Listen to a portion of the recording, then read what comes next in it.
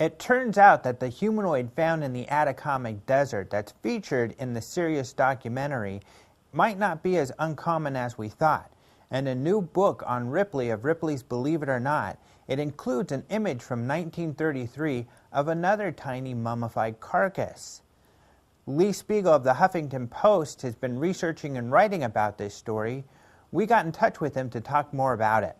Okay, well, we're lucky enough to have Lee Speigel of the Huffington Post Weird News here, and you've got a new weird story about another carcass, little carcass found in the Atacama desert. Well, I can't get enough of those stories about other carcasses, you know? Yeah, carcass stories. Desert carcass. That's going to be us pretty soon out here in Arizona. It's so hot you almost feel like you're going to shrivel up. So in other words, in the future, instead of calling you Alejandro, I'm going to start calling you Atacama. Right, exactly. So yeah, tell us a little bit about your new discovery here. Well, you know, it wasn't even really my discovery. A few weeks ago, I got an email who said, "Hey, Lee, have you sent me a little kind of blurry picture that showed the famous in the 1930s named Robert Ripley, who created Ripley's Believe It or Not. It's a picture that showed him from 1933, 6-inch humanoid." And I went, little guy as Attaboy.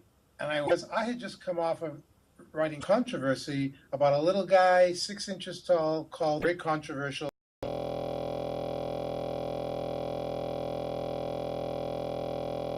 little guy as Attaboy. And because I had just come off of writing about the controversy about a little guy 6 inches tall called in the very controversial documentary that recently came out called Sirius. Who also turned out to be a boy. Who also turned out to be a boy, yeah, and definitely human, okay, not alien. But the coincidences started to get to me. 6-inch tall young men, both have the word Atta in their names. One is Atta. The Atta that was in the film Sirius was only discovered about 10 years ago that we know of in the Atacama desert.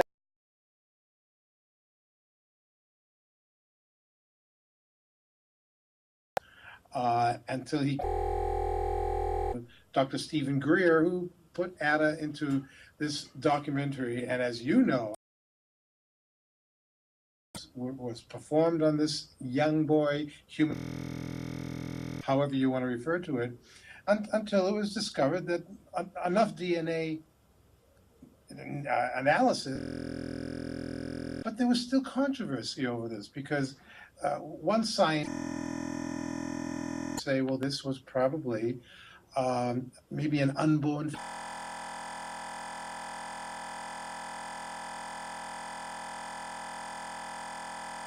And then another person would say, like the scientist you interviewed at Stanford, who said it was definitely human, but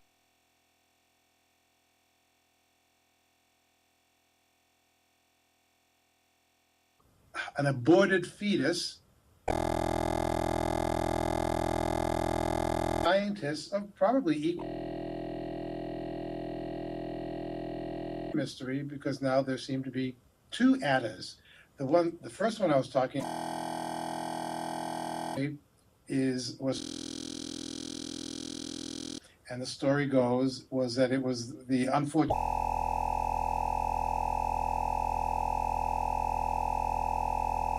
who enjoyed shrinking,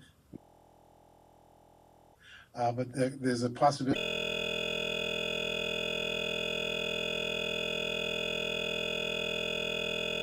We don't know about. After the 1930s, Attaboy vanished. And so we don't know, even the Ripley. Whatever happened to Attaboy? I think his whereabouts, take some DNA.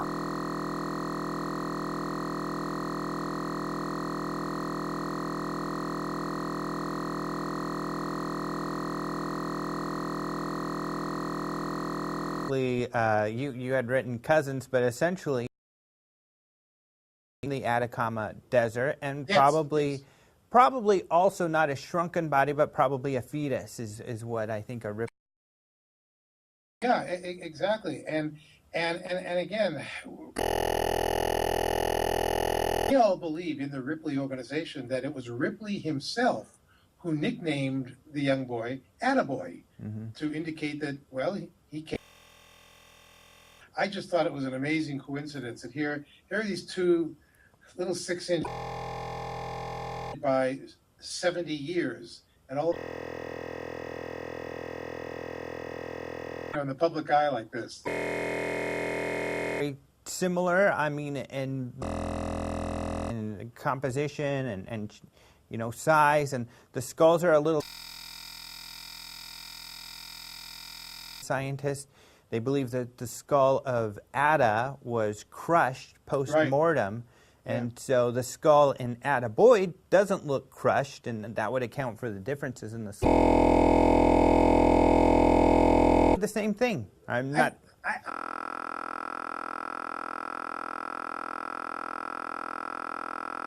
There appeared to be like almost painted on eyebrow. Maybe that's something that the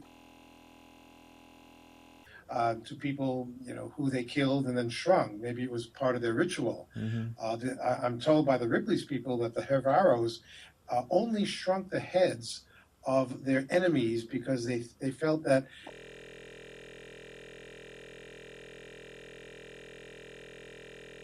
of their enemy. Plus, apparently, and I didn't know this until recently, it's very different body and shrink it in proportion because the bones do not shrink. It does. And so they have our head and removed the skull.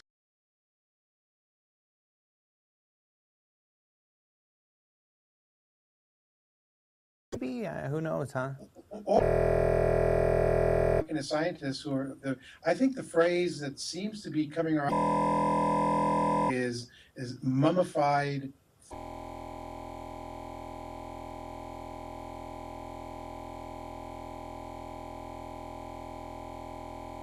Seen before, it's a mummified fetus. Yeah. And in fact, the Ripley's people are soliciting.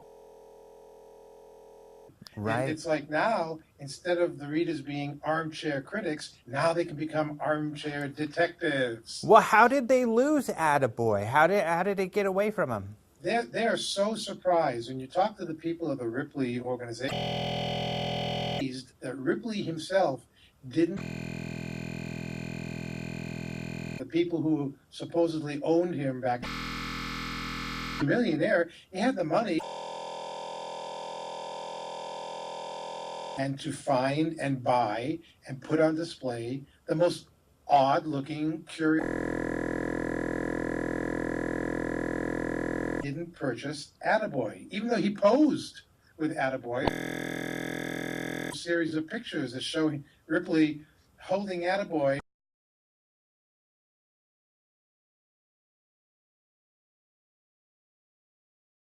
Little fella. Yeah, he did, and so. Said that Ripley never left any notes behind of who actually may have ended up.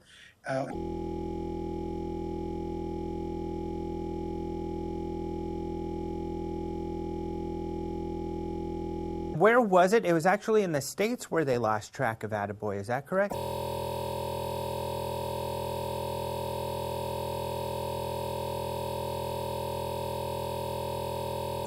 Museum, or they like to call them the Ripley's auditoriums. They now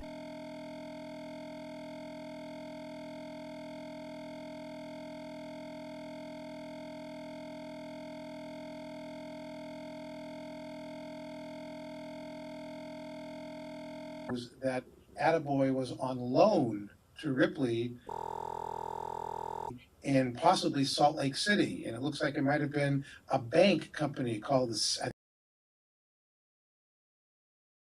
That's where the trail ends. Again, nobody knows what happened.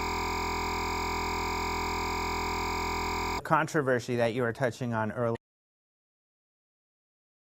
Attaboy, they're other than human. Right. The DNA need to go by what the experts say, and the expert says, that in his words, there's no doubt that this thing is human. So people are wondering why we were led to believe in these press releases on the movie.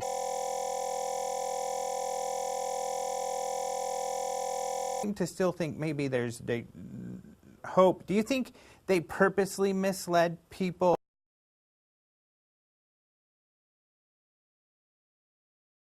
How else are you going to sell movie tickets or your movie or your documentary unless you get people interested in it? And sometimes I think people will stretch the truth a little.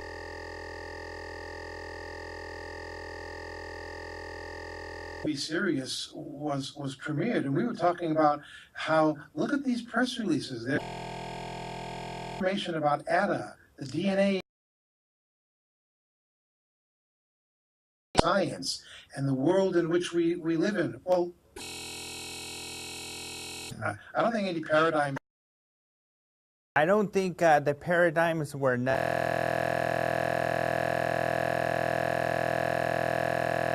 unfortunately.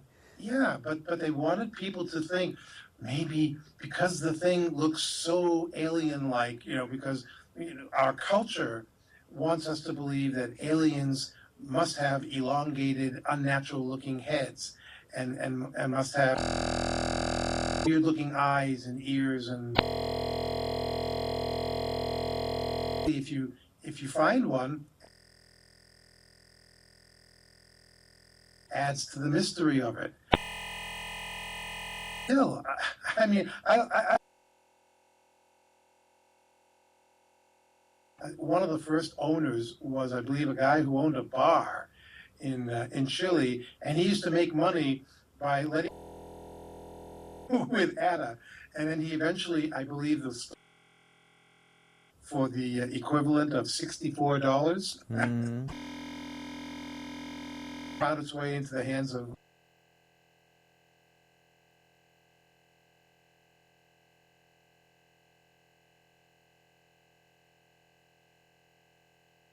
to put it into a documentary involving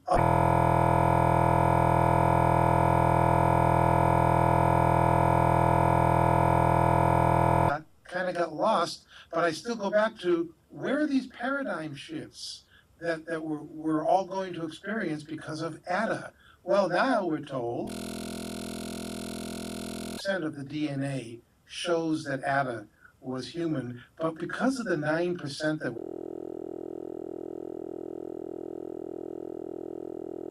I say that they released the movie prematurely. They wanted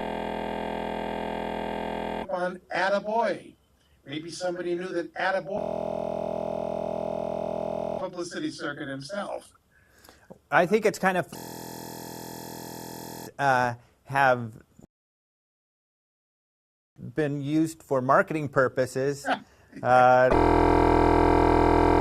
Ripley or by the bar or by the Sirius people.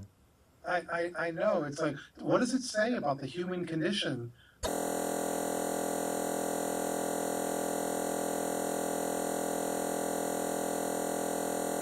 Amazing as they are, we'd love to end up being a marketing tool. And I mean, John Alexander, he's an expert on non-lethal weapons, a very important person right now in the defense industry, and he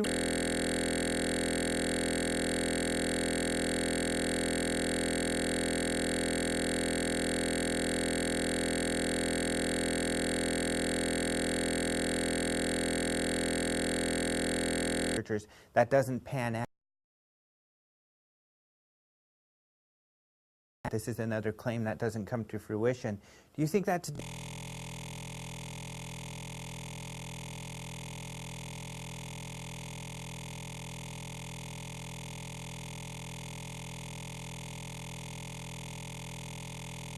think that they lost some credibility first, with Ada, because or the inferences.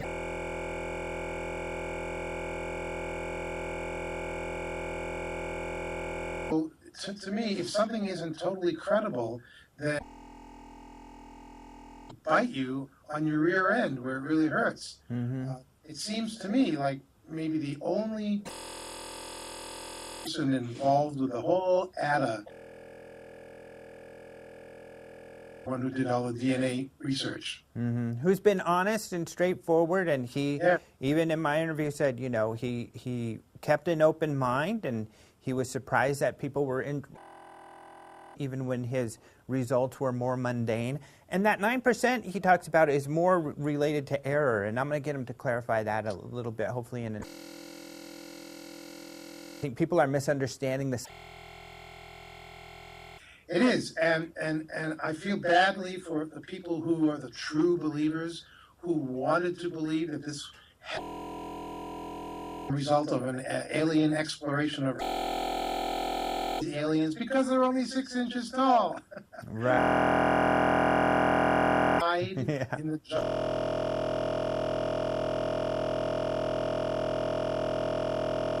here in New York. So finally, I want to ask, I don't think we've heard this, or you've written much. What is your final of the Sirius film overall now, given Ada and given the Ada creature? Yeah, I was, and I went into it. I went into it wanting to see something amazing that would appear over my head and say, "Wow, this is really amazing." Time has just shifted, but that didn't happen. There were too many things in the movie that should not have been there. That had nothing. Felt was the credibility and extraterrestrials and UFOs.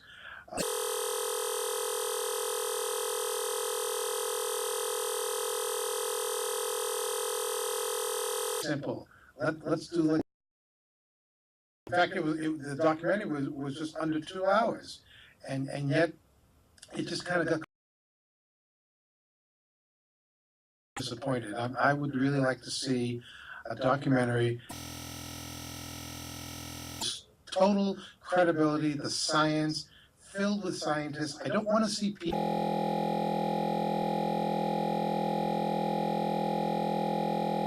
meditating from the Pleiades or the dog star Sirius to come down and show you.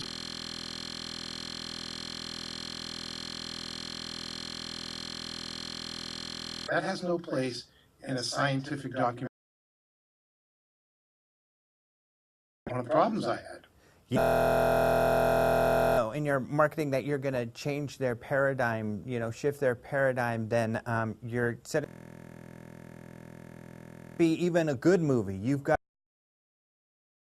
You're going to be letting people down. They just stuck to the whole premise of there are alternate forms of free energy. Big business doesn't want to.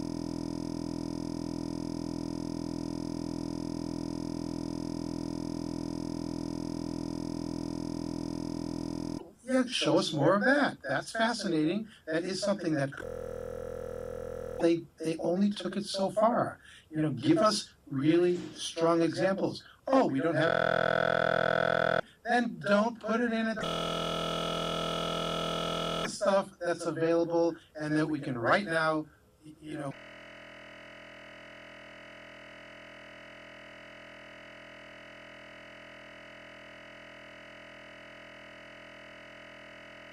Stories on Ada and interviews on Sirius, and this might be it, huh? Well, unless finding Ada girl and Ada dog. Yeah.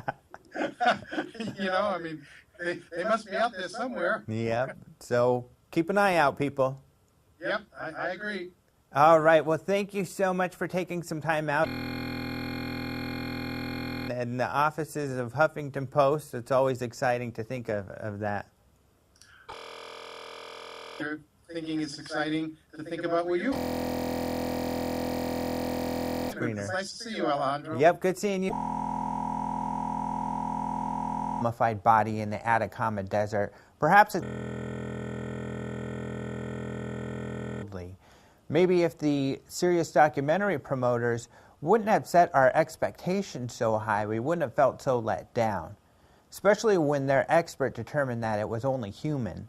Speaking of their expert, we're going to be talking to Dr. Gary Nolan in the next couple days, so stay tuned to OpenMinds.TV for more.